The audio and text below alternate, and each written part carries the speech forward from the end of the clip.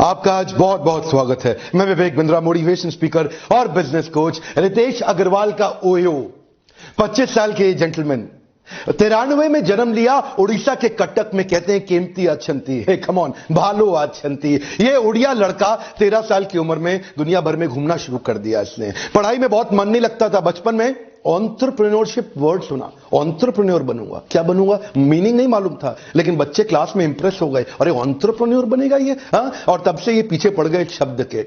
आगे चल के लंदन की बड़ी यूनिवर्सिटी मैनेजमेंट कॉलेज के अंदर इन्होंने एडमिशन तो लिया, लेकिन वहां पढ़ने का मन नहीं था इनका।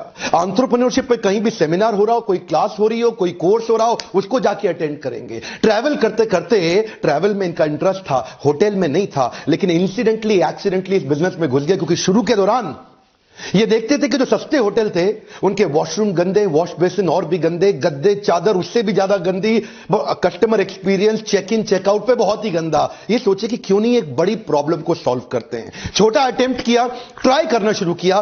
30 साल की उम्र के बाद जो लोग डेटा को समझना शुरू करते हैं, कंज्यूमर के बिहेवियर को समझना शुरू करते हैं, ये 30 साल नहीं 17 साल की उम्र में सीख गए। आज देखते हैं 25 साल की उम्र में आज दुनिया की फास्टेस्ट ग्रोइंग होटल चेन के मालिक रितेश अग्रवाल। आज इंडिया में जितना बड़ा बिजनेस है, लगभग उसका 50% बिजनेस ये चाइना में भी बिल्ड कर चुके हैं। मिशन बनाया, create great living spaces for a common man. Great living space और कॉमन मैन दोनों अलग अलग चीजें हैं, दोनों एक साथ नहीं आ सकती। वो साथ में लाना थोड़ा मुश्किल था। 2012 में ओराइवल स्टेज प्राइवेट लिमिटेड नाम की एक कंपनी की स्थापना करी। छोटे बच्चे थे, टीनेजर थे, गुड़गांव के हुड्डा सिटी सेंटर चले गए। वहां जाके एक होटल वाले को बोले, देखो भैया आपका होटल चल तो रहा नहीं है, इसमें लोग आ तो रहे नहीं है, कमरे खाली पड़े रहते हैं।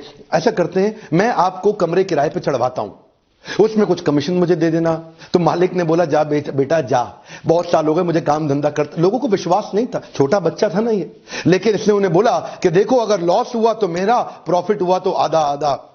ऐसा वो सोचा, चलो अच्छा है, बड़े बाप की औलाद है, पैसे बर्बाद करके चला जाएगा, करने दो ट्राई। 35,000 रुपए लेकर के दिल्ली के सदर बाजार, एक सदर बाजार दुनिया में हर जगह होता है, इसी प्रकार का सदर बाजार दिल्ली, 35,000 रुपए खर्च करके वहां से छोटी छोटी ऐसी आइटमें लेके आए जिससे अंदर से होटल की एक्सपीरियंस, बाथरूम, बेड, चादर, टॉयलेटरी, लेमिनिटी, साफ सफाई, उसको अच्छा किया। वहां से मेहनत चालू करी, लेकिन बड़ा महंगा पड़ रहा था, उनको तकलीफें पड़ रही थी। वहां से इन्होंने सोचा कि मॉडल को स्केल अप करना तो टेक्नोलॉजी चाहिए, और वहां से इसके बाद उन्होंने ओयो की स्थापना करी। ओयो का मतलब on your own, OYO, on your own. अपने आप अगर आप ट्रैवल कर रहे हैं, बैकपैक कर रहे हैं, आप जाएं और ओयो में जाकर के आराम से रह सकें। देखते ही देखते higher revenue, repeat customer, efficient operation, high class CRM, चारों चीजें दिखने लगी। प्रॉपर्टी का मालिक बोला, अरे बहुत बढ़िया चल रहा है यार, चलो धंधा आगे बढ़ाते हैं, एक होटल मेरा और है, वहां भी लग जाओ। और वहीं हरियाणा में गुड़गांव के प्रॉपर्टी ओनर उनको बोले, मेरी प्रॉपर्टी भी चढ़ा देगा क्या? और इसका धंधा वहीं से निकल पड़ा। एक से प्रॉफिट बनाते, अगली प्रॉपर्टी में घुसते, उसके बाद उससे अगली, तीसरी, पांचवी। यहां पे काम की बात समझिए है,